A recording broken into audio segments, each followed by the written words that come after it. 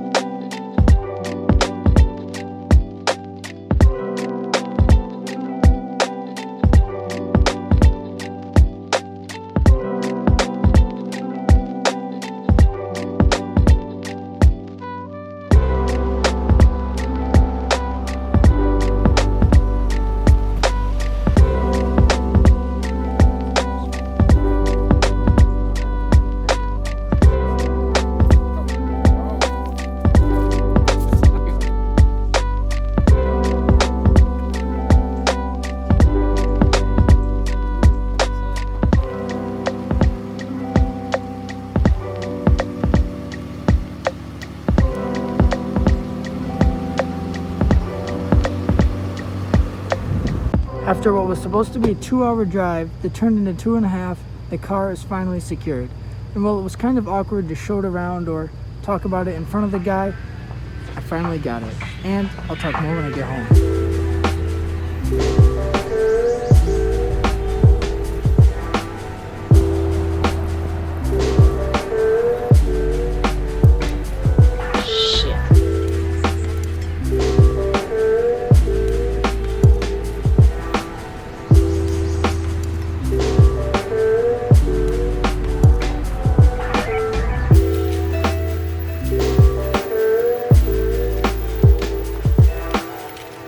Like that, we made it back.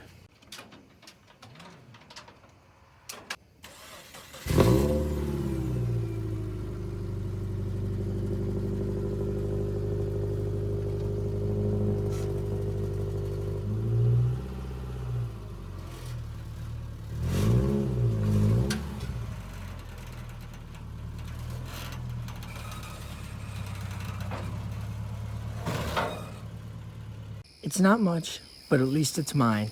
And even though it does come with its fair share of problems, needing an exhaust, having issues with the rust on the back of the front fenders here, it was too good of a price to pass up on, and should make for a great first car. Besides these common Subaru rust spots, the body is pretty clean besides a couple dents, and the underside is pretty rust free as well, especially for the Northeast.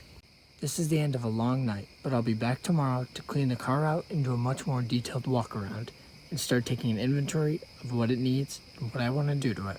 School is out, I don't have work, so I can finally show you around the car. It is a 2007 Subaru Impreza 2.5i. Like I mentioned before, the worst issues with rust are right up here on the front fenders.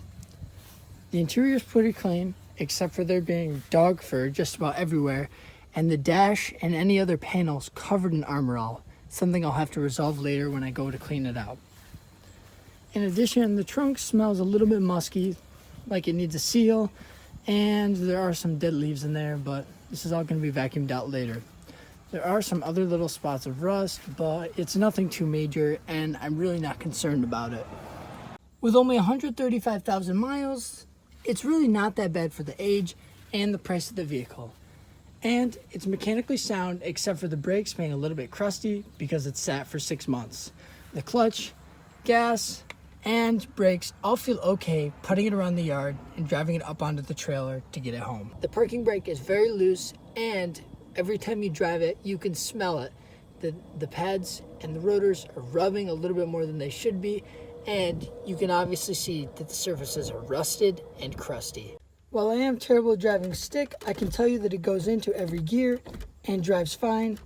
and all the gears. The only downside about the interior is really that it smells like soap and cleaning chemicals, and there are a couple little minor cosmetic things, like these tears on the door, these claw marks from what I presume was a large dog, and the rear seat cup holder being broken off.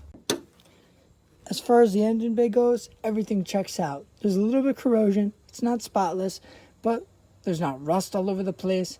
There's no strange noises when you start it up, and it pretty much checks out as far as something of this age goes. The plus side is compared to the 2007 Nissan Sentra that I've been driving, this has a lot more storage and room for the drivers and passengers. And again, besides the rust and some foggy headlights, it really is cosmetically sound from the outside. That is, of course, ignoring this little dent in the bumper. And most of the other common problem areas for rust, like places like this, are still solid, and the wheel arches look pretty good for the most part. All in all, because of the commonality of parts and the engines in these cars, you really can't go wrong, especially for what I paid. Before I do any cleaning, however, I want to get a good before so that there's a really satisfying after when I'm done cleaning. Especially when it comes to the atrocious carpets and engine bay. Luckily, it did come with good rubber floor mats, but the front passenger side is unfortunately missing.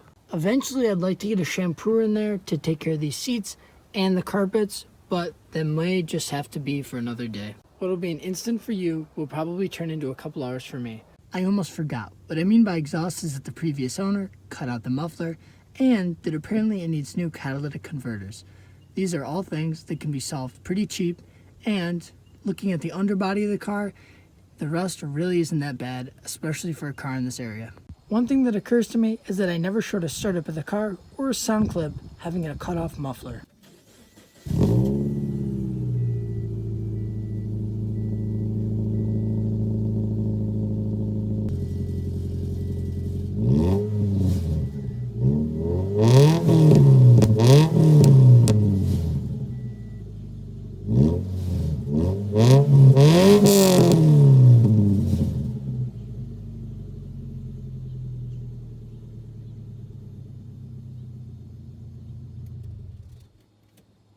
And that's it, my 2007 Subaru Impreza.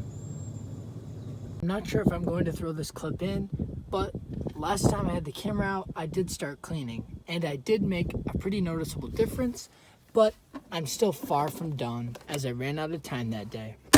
Over the weekend, I should be able to break out the shampooer and the pressure washer to finish the job. I also noticed something while picking away at the rotted fenders with a screwdriver. This area is supposed to be empty with drain holes for rainwater, but as you can see, there's something in here. When the fender was mostly intact and it was full all the way up, I thought maybe that was just another piece of sheet metal that had rotted through. But as you can see on the other side, these are full of sand. Somewhere somebody drove this car or consistently drove this car, filled them up with this, blocking the drain ports and allowing moisture to sit in the fenders and rot them out. This also explains why the rest of the car is much less rusty than these two very specific spots. This is good news because overall, the car isn't that rusty and it's just these isolated areas that need to be fixed. Starting to process the clips and edit this video, I realized there was so much footage between the brakes and the exhaust that the video would be extremely long. So I decided to split it up into a first video where I get the car and do a walk around, and a second video where I actually fix it and get it on the road. And while the car basically is done, almost there at least, I will be stopping this video here. And I believe I left off showing you around the car and detailing that I'm going to clean it.